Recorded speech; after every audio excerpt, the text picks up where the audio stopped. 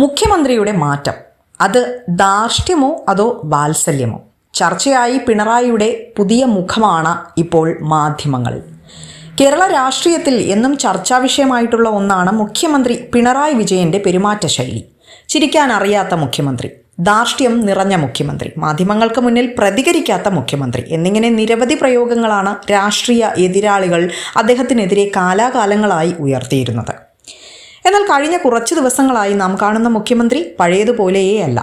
സൗമ്യമായ ചിരിയുള്ള, നിഷ്കളങ്കമായ മറുപടികൾ നൽകുന്ന, എല്ലാവരോടും വാത്സല്യത്തോടെ മാത്രം പെരുമാറുന്ന ഒരു മുഖ്യമന്ത്രിയെയാണ് ഇപ്പോൾ കേരളം കാണുന്നത്. കടുത്ത വിമർശകർ പോലും അദ്ദേഹത്തിൻ്റെ ഈ ഭാവമാറ്റത്തിൽ അത്ഭുതം പ്രകടിപ്പിക്കുകയാണ്. മാറ്റത്തിന് പിന്നിൽ ഇലക്ഷനാണോ? അദ്ദേഹത്തിൻ്റെ ഈ പെരുമാറ്റത്തിലെ മാറ്റം വരാനിരിക്കുന്ന ഇലക്ഷൻ മുന്നിൽ കണ്ടുകൊണ്ടാണെന്നാണ് ചിലരുടെ വാദം. വോട്ടർമാരെ സ്വാധീനിക്കാനുള്ള ഒരു തന്ത്രം മാത്രമാണ് ഈ സൗമ്യതയെന്ന് വിമർശകർ ആരോപിക്കുന്നുമുണ്ട്. എന്നാൽ CPIM പ്രവർത്തകർ ഈ വാദത്തെ തള്ളിക്കളയുകയാണ്.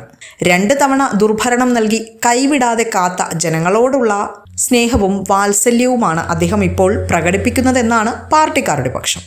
ജനങ്ങളിലേക്ക് നേരിട്ടിറങ്ങി ചെല്ലുന്ന, അവരുടെ പരാതികൾ കാതോർക്കുന്ന ഈ പുതിയ ശൈലി വരാനിരിക്കുന്ന തെരഞ്ഞെടുപ്പിൽ ഇടതുമുന്നണിക്ക് എത്രത്തോളം ഗുണകരമാകുമെന്ന് കണ്ടറിയേണ്ടതുണ്ട്.